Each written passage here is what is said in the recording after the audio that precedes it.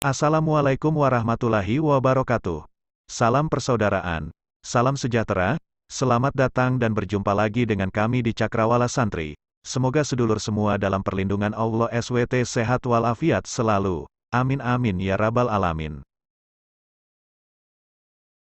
Setiap manusia itu khalifah, pemimpin, dan setiap hati itu menjadi khalifahnya tubuh. Sungai-sungainya adalah urat, patihnya adalah pikiran, dan tentaranya adalah semua indera. Jika hati buruk, dengkian, sombong, angkuh, fanatik, pemaksa, ingin menang sendiri, pemarah, keras, jorok, cabul, maka di sungai-sungai urat akan mengalir berbagai limbah.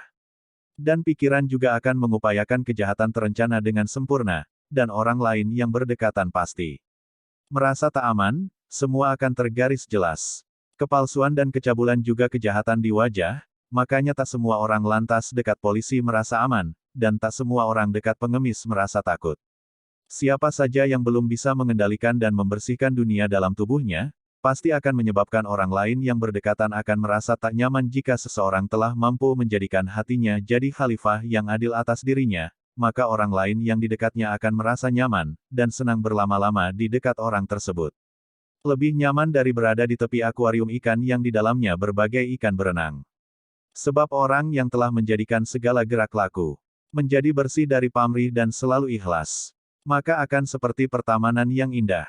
Keindahan memancar dari gerak, lisan yang penuh hikmah, ilmu yang mengalir seperti sungai bening, yang kelihatan dasarnya. Dan angin yang bersahabat menjadi penenang tanpa obat, damai tanpa ujung pangkal, setiap pemikirannya adalah mutiara yang tak ternilai harganya, karena tiada keberpihakan pada kepentingan, dan keuntungan yang semu, dan semua orang itu bisa menjadikan hatinya sebagai khalifah, sebagai pemimpin yang mengayomi dan menjaga seperti pohon yang jika dipakai berteduh akan menurunkan buah agar si peneduh melepas dahaga.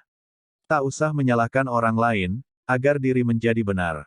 Dan tak perlu memerintah agar diikuti, jadikan saja khalifah hatimu, mengatur benar semua perilaku, makanya belum dikatakan orang yang beriman, jika orang lain masih tak selamat dari perilaku dan prasangka burukmu, Allah itu zat yang suci. Bagaimana jika diri mau menggantungkan diri pada Allah, sementara hati masih dikotori oleh keinginan selainnya?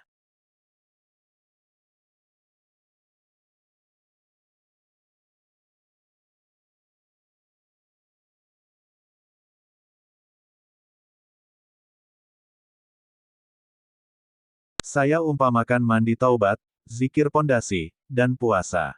Itu saya umpamakan orang mau bangun rumah, pertama taubat, membersihkan lahan, kalau ada bekas bangunan lama dibersihkan, kalau ada akar batu, kotoran sapi, kotoran manusia, kotoran kucing, kotoran ayam, semua dibersihkan dengan taubat itu membersihkan tubuh kita sebelum dibangun bangunan.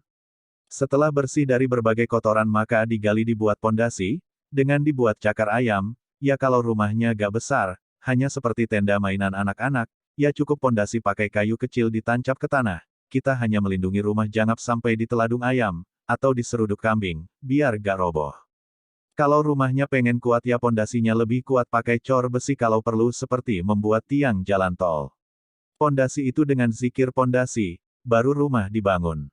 Yaitu melakukan puasa, zikir, kamu ketika zikir pondasi lalu berdoa, itu umpama kamu bangun rumah, rumah sudah berdiri, lalu pondasinya kamu ambili, besinya kamu bongkar, mungkin kamu mengira menemukan harta karun terpendam, di bawah rumahmu, besi kamu bongkar, cor kamu bongkar, lalu kamu jual, hasil penjualan kamu belikan bakso, kenyang makan bakso, kamu tidur di dalam rumah, sedang enak-enakan tidur, rumahmu ambruk, kamu kaget, walau kamu mati ketimpa rumahmu sendiri, rumahmu melihat ke rumah tetanggamu, kamu heran karena hanya rumahmu saja yang ambruk, sedang semua rumah tetanggamu semua masih berdiri, kalaulah ada gempa bumi, tentu rumah tetanggamu juga ikut ambruk, bukan rumahmu saja, pasti ada yang tidak beres, kamu mengira ada yang menyerangmu, siapa? Siapa yang menyerangmu sampai membuat rumahmu ambruk akhirnya menimpamu, dan menjadikanmu mati, kamu mencari-cari, punya musuh siapa? Semua tetangga kamu teliti, siapa yang pernah punya masalah denganmu? Akhirnya kamu mati penasaran, penasaran pada siapa yang telah menyerangmu sehingga menyebabkan rumahmu ambruk. Padahal rumahmu ambruk itu kesalahanmu sendiri, pondasinya kamu ambil, kamu belikan bakso, sehingga bobot pondasi sudah masuk ke perutmu semua, dan kamu tidur di atasnya. Bagaimana gak ambruk rumahmu?